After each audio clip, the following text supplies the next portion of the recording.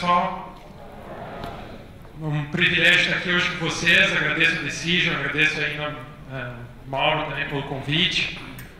Vou falar um pouquinho para vocês sobre esse processo aí da Gerdau. O Stolin vai falar na continuação o case, né, os cases da área fiscal aí mais a fundo. Então, vou começar falando um pouquinho da Gerdau, falar um pouquinho do contexto que a gente está, do projeto, do programa, na verdade, digital, e aí a gente vai aprofundando. Vou tentar já responder algumas perguntas lá do Macadu, à medida que eu vou falando também. Então, para começar, vou mostrar para vocês aí um vídeo de 1 minuto e 3 segundos, só da Gerdau aí.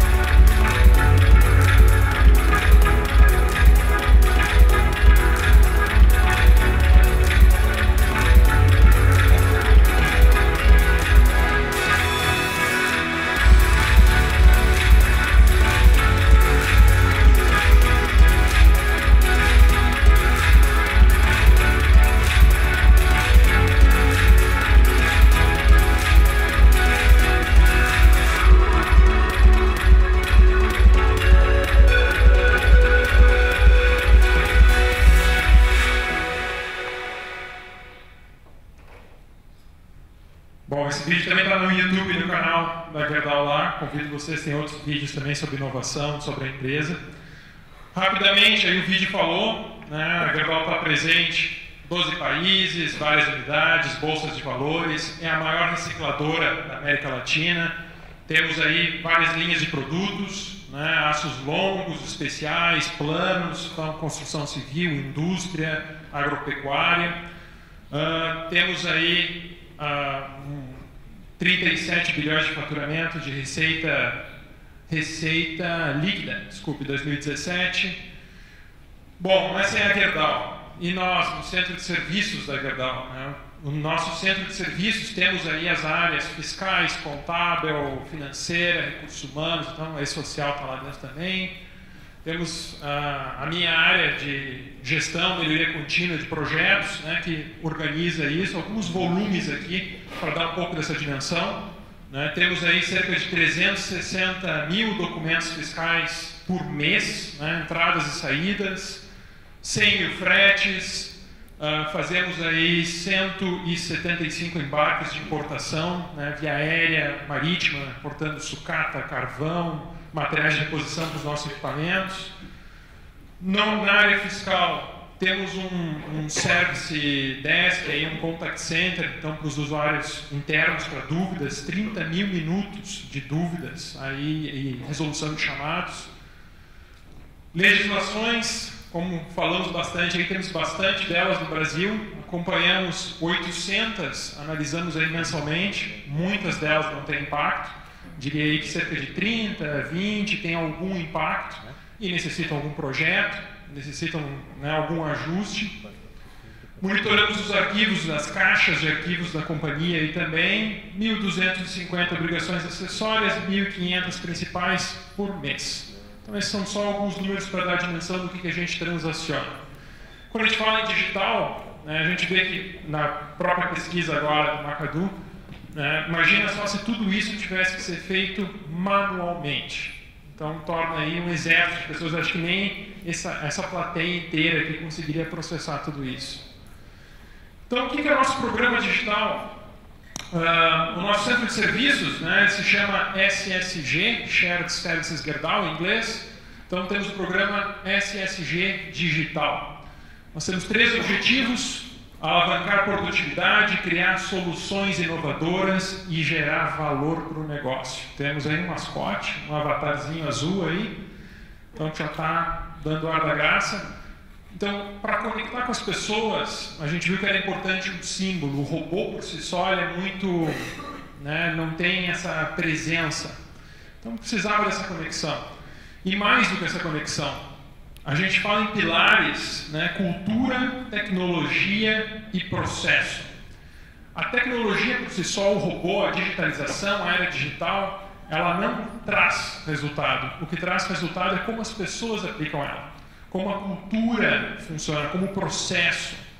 Então, quando a gente tem trabalhado muito em cultura, então as pessoas têm um mindset digital, né? Como transformar esse contato com o cliente numa forma mais transparente, mais fácil, mais ágil, que é o que a gente vem falando aqui de manhã. Por exemplo, vamos lá pegar o Cabify. O Cabify pode ser simplíssimo, e ele é simplíssimo pelo meu lado de usuário, mas por trás dele tem suas complexidades para tornar simples. Tem muita automação, muita robotização, e é isso que a gente tem feito. Então, tornar essa cultura, essas empresas exponenciais, trazer ela para dentro, que as pessoas tenham isso embutido, elas vejam oportunidades e elas queiram mudar, para tornar isso mais fácil. E processo, né? Processo, quando ele é quadrado, se a gente automatiza, ele vai ser só quadrado, mais rápido. Então, como que a gente consegue ver a cadeia inteira, ver o impacto inteiro? Então, ter a visão ponta a ponta, fim a fim do processo. No momento que eu faço uma venda, desde a produção, desde a ordem de venda até a entrega para o cliente, receber o dinheiro ou fazer a cobrança se ele não pagar, contabilizar, pagar os impostos, né? Até fechar todo esse processo. Como a gente consegue ter essa visão inteira e aí a gente consegue escala na robotização, que é um dos pontos importantes. Então, esses dois itens são fundamentais para aí sim embarcar uma tecnologia, qualquer que seja, para automatizar ou robotizar, e essa tecnologia faz com que tudo isso funcione. Bom, vou mostrar um pouquinho da nossa trajetória, né? A gente começou lá em 2011, então fazendo automações aí, Desktop Automation. Então, vamos lá, isso aqui é uma macro de Excel, fazer alguma coisa mais simples, o usuário mesmo faz, aquele cara que entende bastante, chega lá, cria uma macro, facilita o processo. Beleza, a gente tem feito isso desde 2011. 2015, começamos a experimentar outros modelos. Então, a empresa toda começou a entrar nessa era digital de uma forma mais forte. E aí a gente começou a experimentar com modelos diferentes. Então, a gente começou já a fazer modelos de robotização, né? Alguns pilotos, aí a POC, prova de conceito. E aí, para esse ano, 2018, a gente começou forte mesmo, né? Em 2017, pisamos o pé no acelerador e decidimos que isso é um programa que tem que ser feito e tem que andar mais rápido. Então, 2018, né? Estamos aí na metade, quase na metade do ano, estamos em maio, temos puxado forte cultura, RPA, Robot Process Automation, né? Automação com base em um robô, chatbot, como então interagir com clientes tanto externos quanto internos, né, por via de automação, um robô que responde, né, da forma que é a Gol, Magazine Luiza. Então, tem lá uma automação que a gente fala com o chat, ele já responde. O RPA, no caso, não falei, mas já aproveitando, ele substitui um operador humano, em vez de ficar uma pessoa apertando planilha, dando Alt-Tab, ficar mudando de tela, vai, entra no site, baixa o arquivo. O robô pode fazer essa parte, não precisa gastar o tempo do humano para fazer isso. O humano é importante para analisar os dados, para trazer o conhecimento dele, para aportar o diferencial. Né? Não para ficar dando Alt-Tab e ficar com uma lera ainda. Então, o objetivo é alavancar a produtividade. Esse ano está sendo forte nisso, em trazer robotização. 2019, gerar valor ao negócio, fazer análise aí, Big Data, Analytics, algoritmos preditivos. Então, a gente vai ter uma entrada de dados mais estruturada. Tá, agora como é que a gente consegue transformar esses dados em valor, né? Em trazer uma visão mais longo prazo? Blockchain, criptomoedas, enfim, tem o céu é o limite. Ano que vem, a cada 6 meses, um mês, a gente já vê uma mudança nesse cenário. E aí, em 2020, a ideia é realmente inovação na veia, né? Inteligência artificial, alguma coisa que possa... Ela está já amadurecendo rápido, já tem soluções aí de inteligência artificial no mercado. Vai ter mais soluções, não tenho dúvida, e o preço também vai baixar, vai ficar mais acessível. E tendo base de dados, tendo um data lake, tendo entradas de dados estruturadas, essa inteligência artificial se aproveita disso e aí transforma realmente em dados interessantes e análises interessantes. Então esse é o nosso caminho, estamos trilhando para lá como centro de serviços. Acho que um ponto também importante é de oportunidades, né? Onde é que estão as oportunidades? E aí a pergunta é, o que dá para robotizar, o que não dá para robotizar? Usamos esses 3 conceitos aqui. Grande volume de transações. Então, hoje, se eu tenho uma pessoa que faz uma atividade 1 hora no mês, eu não vou investir tempo, dinheiro, robotizando aquela atividade. Mas se eu já tenho 20 pessoas fazendo isso durante todos os dias, é uma boa oportunidade. Pouca decisão, uma decisão baseada em regras. Então, se a regra é clara, você está lá, faz isso ou faz aquilo. Tá, mas se acontecer isso, sim ou não? Se sim, isso ou isso. Se a gente consegue estruturar essa ordem, por isso que o processo é importante, ter um processo estruturado, ter um desenho de processo, facílimo, fica muito fácil de desenhar. Agora, se não está estruturado, aí o meu conselho é primeiro trabalhar no processo, depois a gente consegue fazer. E compliance, falamos hoje pela manhã, falamos ao longo do dia, é importante ter os dados corretos. E o robô ajuda muito nisso. Um operador humano vai lá, digita um 0 a mais, digita 2 centavos a mais, que a gente falou de manhã no exemplo, já era. O robô não, está lá, líquido e certo. Ele faz a regra dando certa, não tem desvio. Te garante um processo redondo, também em compliance. Então, nessas oportunidades que a gente trabalha, alguns exemplos do que a gente vem trabalhando, né? O SPED fiscal, a FCI, a ficha de conteúdo importado, o Streamer fala sobre esses 2 exemplos agora na continuação. Processamento fiscal, então notas fiscais de entrada, como fazer o processamento dos impostos dela, garantir que ela está nos livros corretamente, garantir que o pagamento ao fornecedor vai ser correto, no prazo correto, né? Preenchimento de GNRE, conciliação de cartão de crédito, então vendemos também na nossa comercial Gerdau cartão de crédito, 6 vezes sem juros, pessoa física. Brincadeiras à parte, uma série de transações. Então, cada linha do cartão de crédito, como ir lá na operadora do cartão de crédito, buscar todos aqueles pagamentos, garantir que eles estejam conciliados com o nosso sistema operacional, garantir que esteja tudo em ordem para fazer as apurações. Então, também outro exemplo que a gente fez, esse também a gente já fez e implantou e está em andamento. Apenas 5, aí a lista, acho que tem pelo menos uns 35, 40 mapeados só na primeira leva, mas também requerem mais tempo e dedicação. Bom, em breves linhas, esse é o nosso programa digital. O Stanley vai falar um pouquinho aí sobre os 2 cases aí que eu comentei. Obrigado.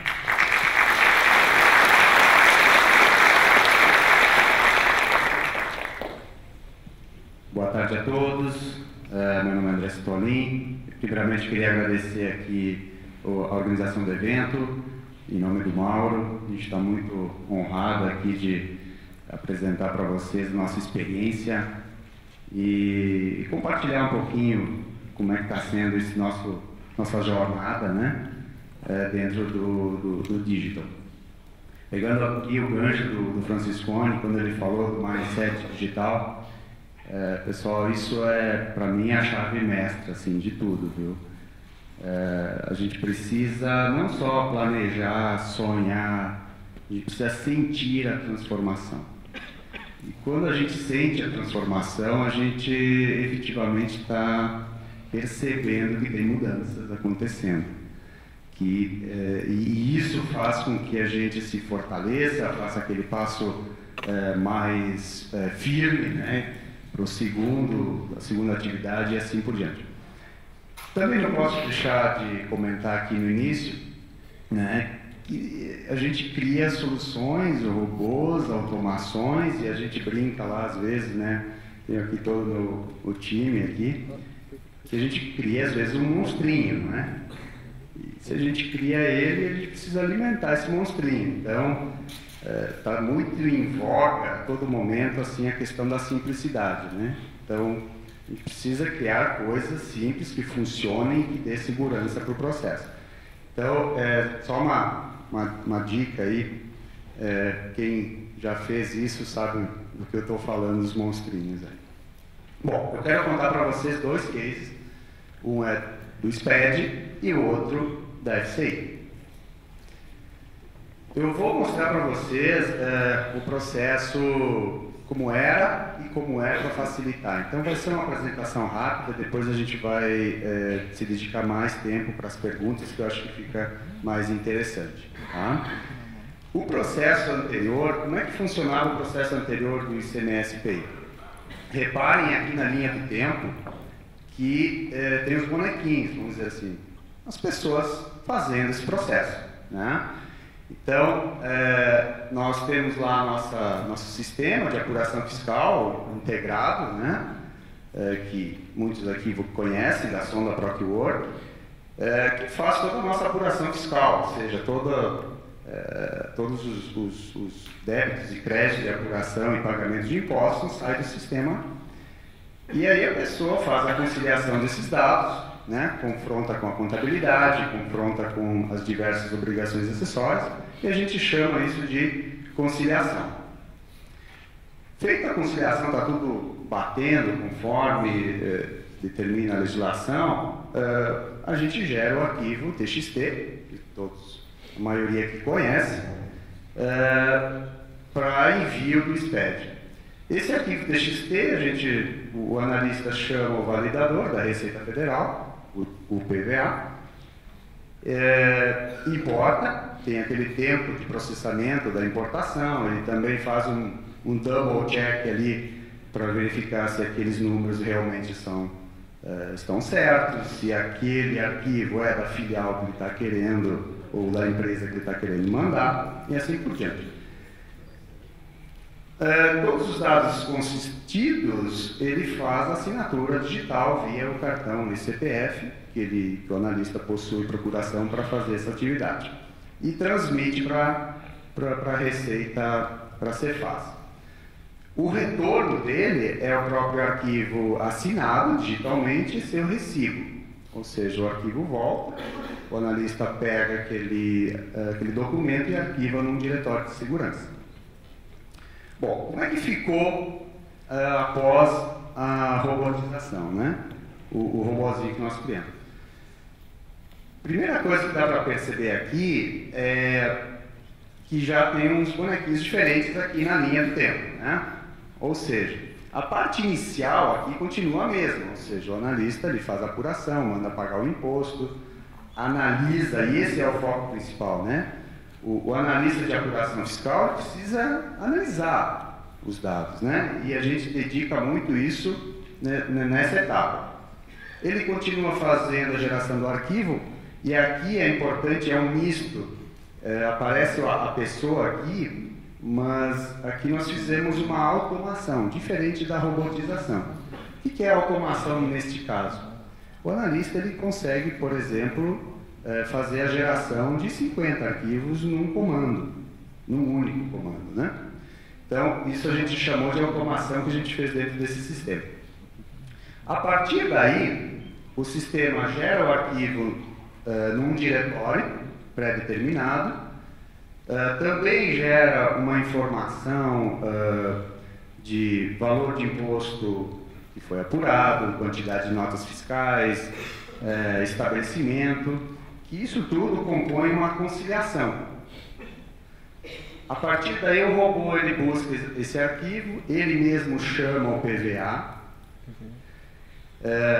faz a validação do PVA, não tendo nenhum erro e nenhum aviso relevante, ele mesmo faz a sua assinatura, faz a assinatura eletrônica via o cartão A1, o CNPJ, e faz a transmissão deste arquivo. O retorno também é feito pelo robô, ou seja, aquele arquivo assinado digitalmente mais o recibo é guardado no diretório de segurança, prefeito aí de comprovação. E temos uma pessoa que faz esse monitoramento, né? É importante ressaltar aqui que se o robô para, tá certo? Alguém precisa tomar uma decisão, dar um empurrãozinho, enfim, fazer os ajustes, né, e chamar alguém de TI se for necessário. Então tem uma pessoa que faz esse monitoramento aqui também. Benefícios, né? É um processo que funciona 24/7, ou seja, todos os dias da semana, em horário noturno, de madrugada, ele trabalha 24 horas, não fica doente, não tira férias, é muito bom. Qualidade porque, que nem o Francisco me falou, né? Nós, pessoas, a gente trabalhando com muito volume de informação, é fácil de errar. Errar no sentido, vou dar um exemplo aqui. Eu quero, sei lá, mandar o SPED da filial número 1. E, por algum motivo, peguei a filial número 2 e mandei como se fosse a 1. Né? E são erros que o robô aqui evita que isso aconteça. Produtividade, uma questão lógica aqui, né?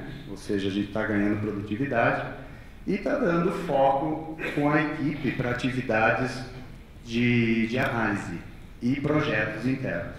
Que é muito o que o Francisco falou.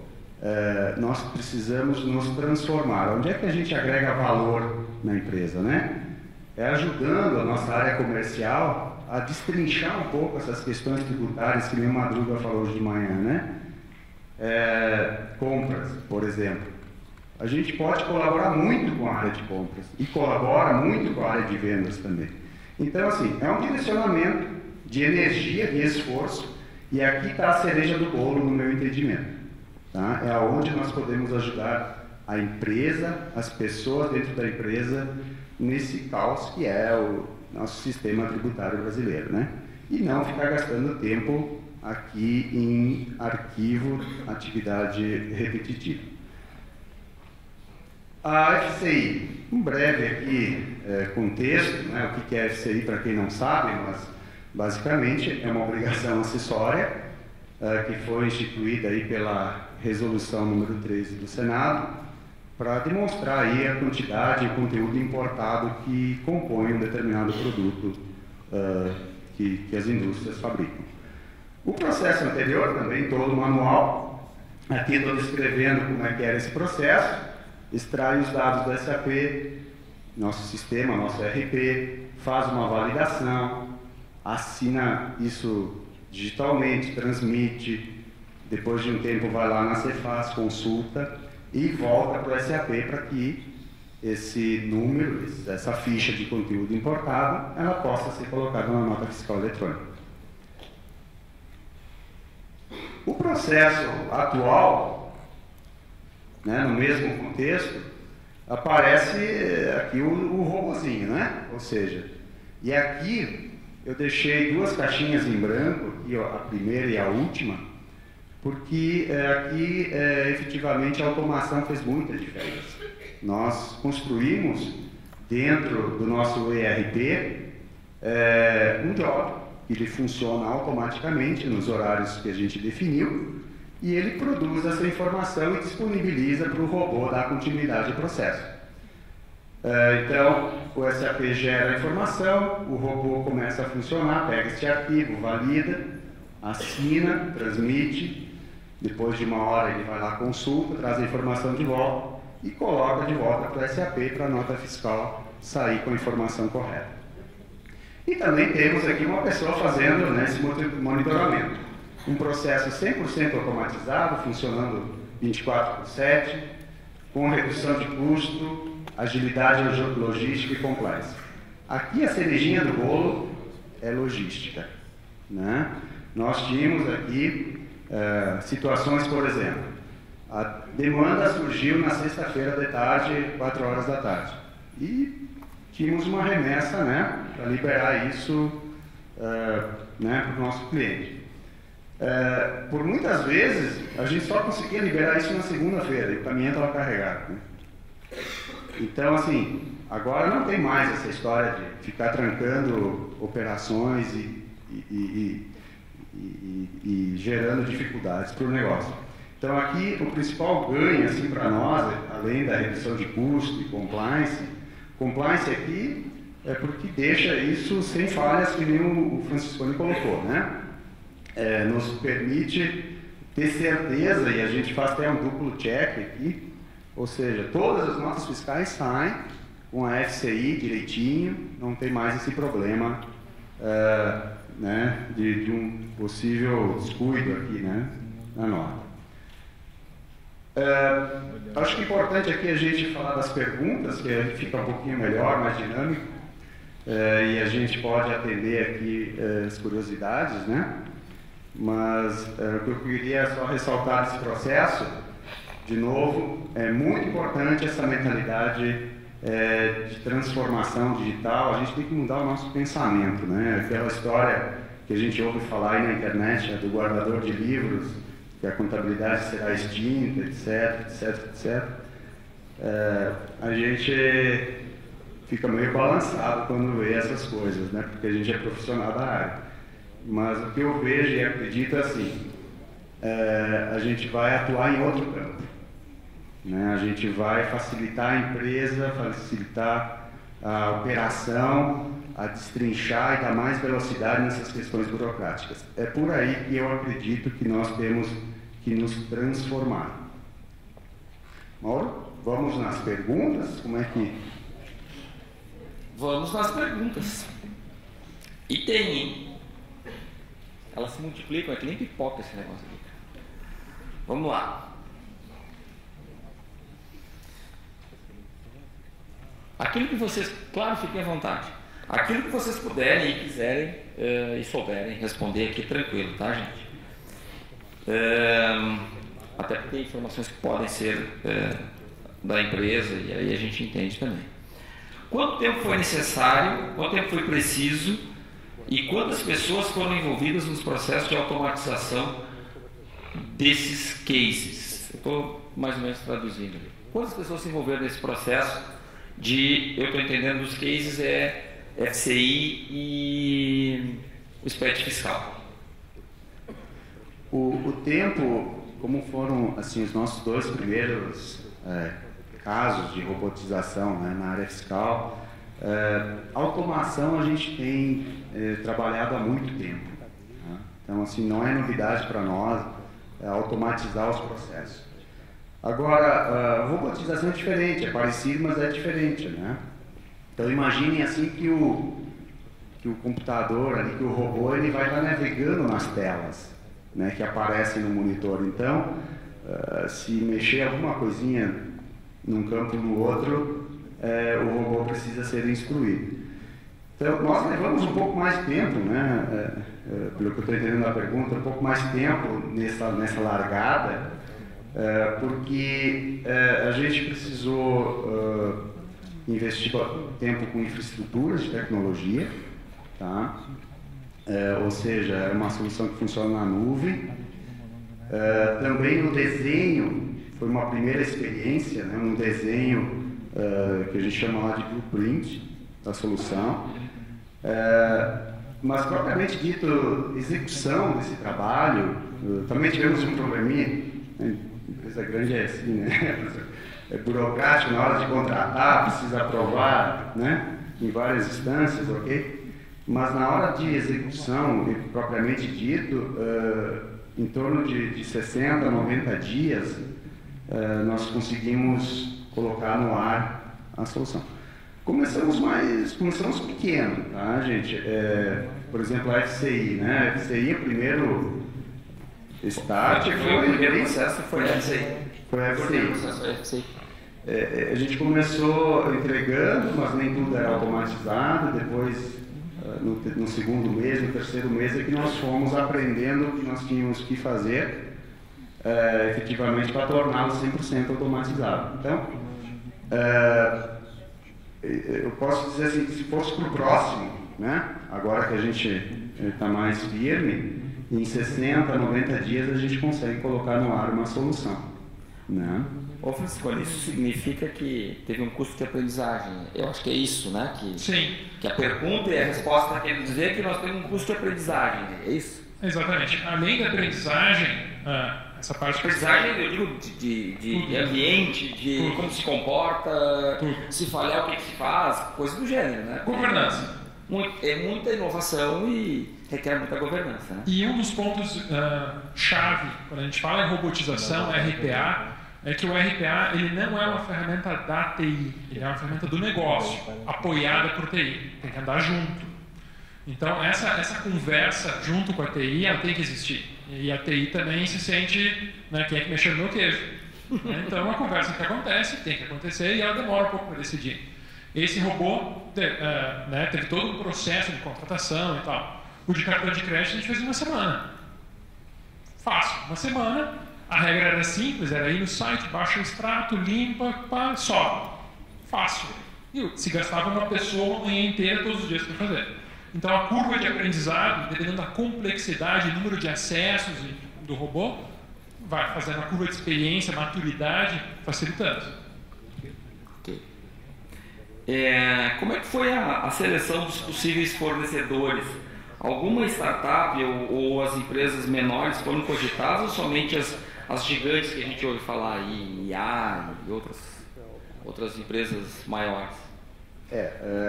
As gigantes batem na nossa porta, como muitas outras, todo dia, né? Essa não precisa chamar. Não precisa. Atualmente não precisa chamar ninguém, né? Todo mundo vem. Mas nós vimos empresas grandes oferecendo soluções de RPA e nós estávamos ensaiando, testando também em outra área, em outro departamento, com uma outra empresa, né? E nós nos damos conta que era necessário expertise. E aqui, quando a gente se deu conta disso, que foi antes de fazer a contratação, é que a gente chegou na solução que usamos hoje, né, que é a ferramenta do WorkMagic, porque por trás disso tem profissionais que conhecem muito bem da área tributária, né? Então a gente não precisa ficar explicando o que é a CST 010, o que é o SPED, como é que é o certificado digital, sabe? Isso tudo funciona de uma forma bem transparente e dá agilidade para uma solução que ela é muito técnica, como a fiscal. E nós fomos, obviamente, visitar empresas que usavam, né, a solução, empresas menores, fomos a Santa Catarina olhar duas empresas, e a gente ficou muito feliz assim, com o depoimento das pessoas, né? E decidimos investir. Então foi um passo um pouco antes de nós tomarmos a decisão interna de fazer a robotização também internamente, né? Porque a gente precisava testar isso, né? E nada melhor que testar para a gente acreditar, né? Esse foi o primeiro projeto? Foi o primeiro de RPA. De RPA do fiscal. Sim. Exatamente. Tá, então, tipo assim, era a bala de prata que, puxa, podia comprometer todo o resto, né? É isso? Exatamente. E o maior aprendizado foi que a gente viu que não é a mesma solução para todo mundo ou que vai resolver. A gente tem que ver soluções diferentes.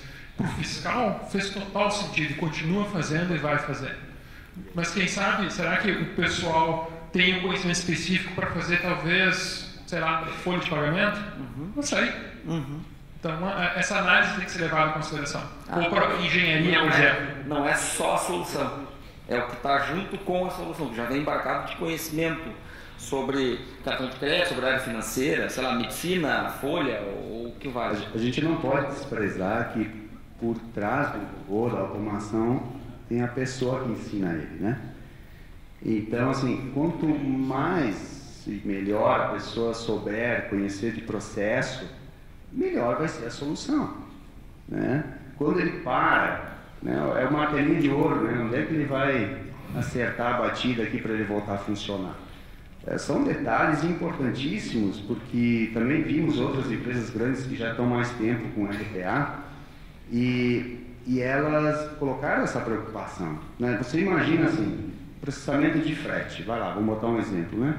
Automatizamos 99,9% do processamento do frete. E o robô para. por algum motivo, como é que reage? Né? Precisa ter poder de fogo aí para resolver o problema, né? Ou seja, se ele para um dia, 2 dias, vira um caos numa empresa grande como a nossa, né? De processo contínuo? De processo contínuo. Entrando, saindo. Entrando, saindo. Então, 100 mil fretes mês, né? Não. Quanto? 100 mil mês. Então, parou, e aí? Quem é que vai processar? Qual é a contingência? Esse é um dos pontos aí que tem até uma pergunta sobre isso. Como é que funciona essa contingência? Para esse monitoramento constante. E o robô, ele não precisa, esse é um ponto adicional, ele não precisa começar 100%. Todos os cenários, tudo mapeado, vai funcionar, né? Vira.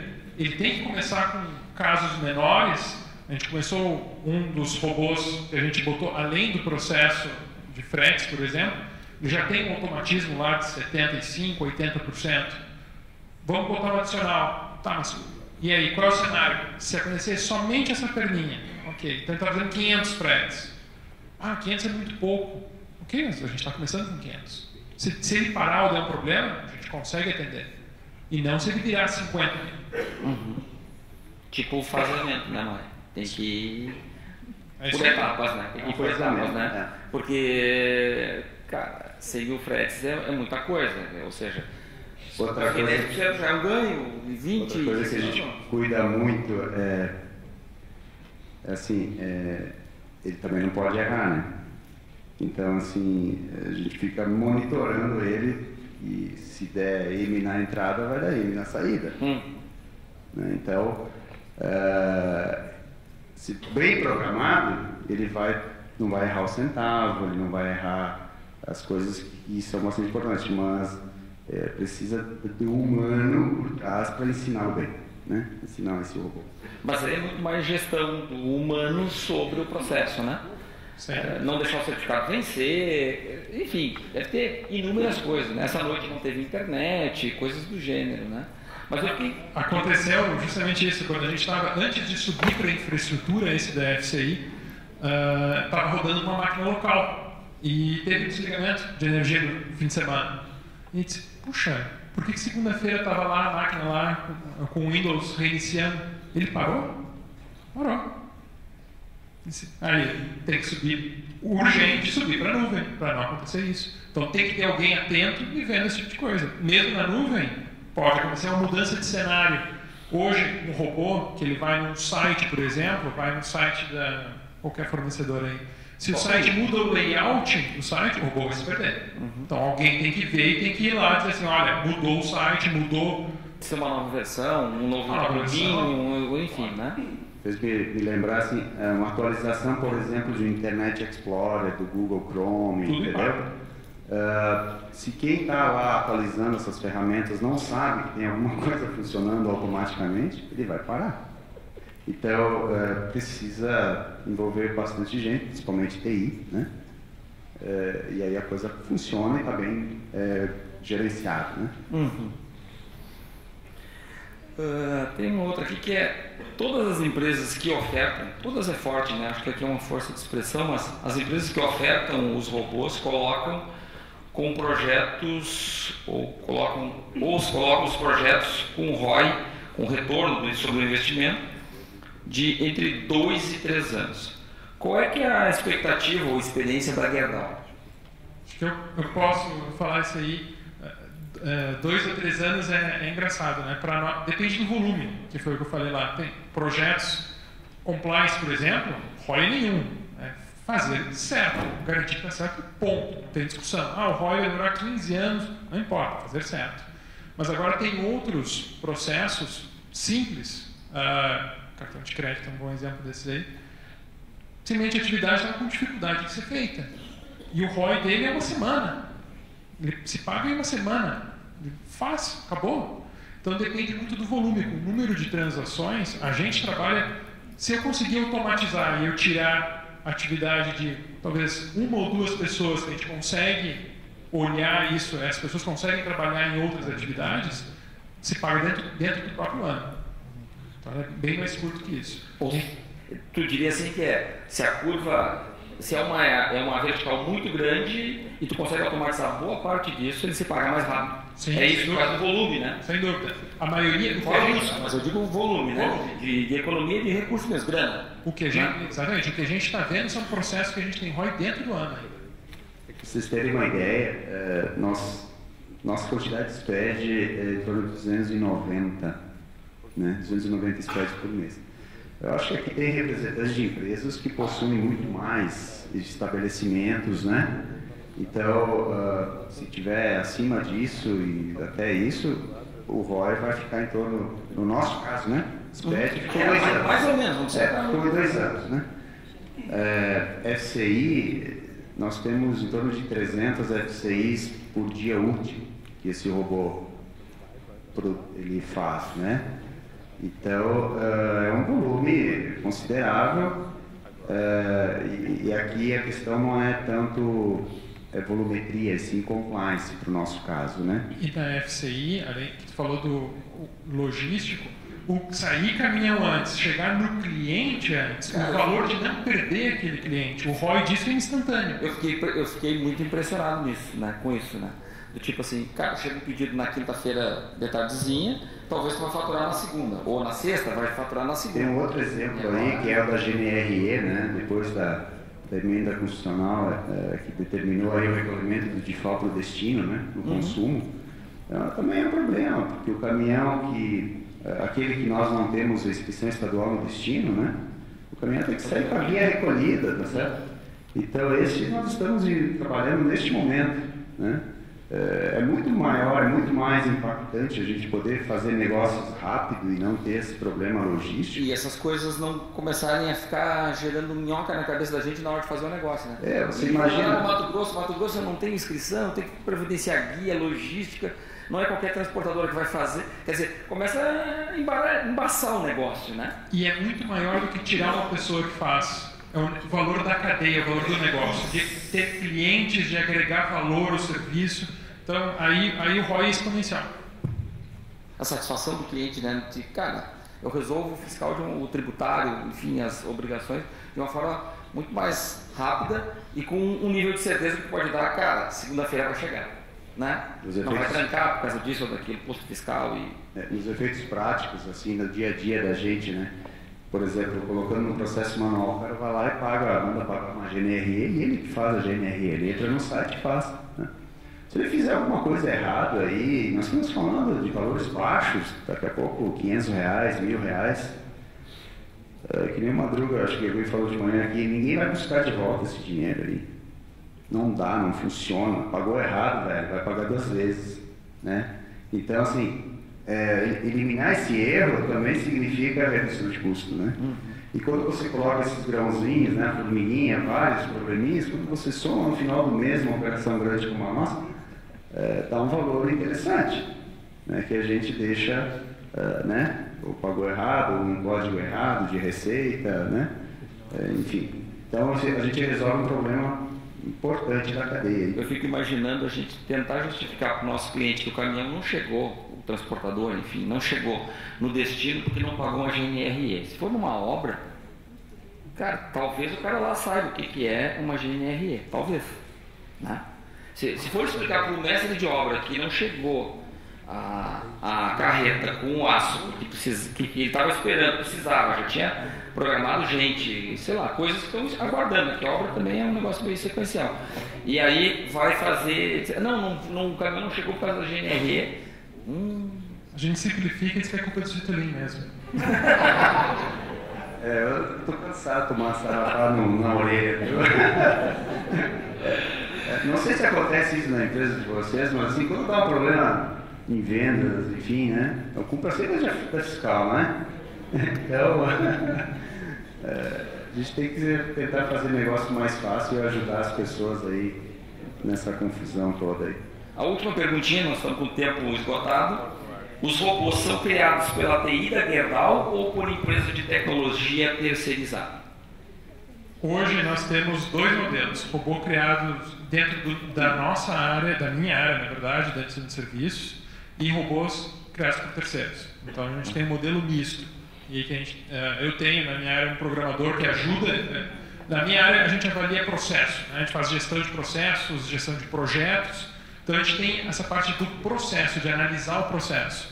Então, nada melhor do que ter um analista de TI dentro, junto, que está vendo esse mapeamento junto e ele já... Não, mas isso aqui é simples, isso aqui é só fazer essa solução. Então, o meu analista de processo, processista, né, olha lá e diz assim, esse processo está errado, dá para cortar passo, passo, passo. E o cara de TI já olha e diz, então legal, dá para fazer isso, isso, isso. A gente ganha velocidade. E em casos de especialistas que a gente não tem esse conhecimento, fiscal é um bom exemplo, né, que tem aí uma empresa por trás também que apoia, né, e consegue ajudar isso melhor. Então a gente tem um modelo misto.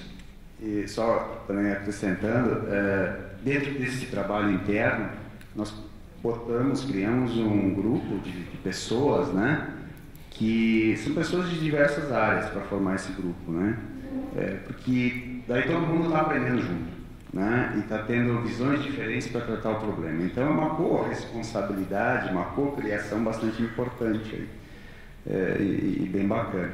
E no nosso caso aqui, a solução que a gente está usando aí como parceiro, o nome da solução é WorkMagic, né, a solução da Decision IT. Enfim, né, dentro do que eu já falei, pelo conhecimento específico aí da área. Né? Beleza. Gente, vamos lá? Então vamos entregar o demo para o André Stolin, para o Francisco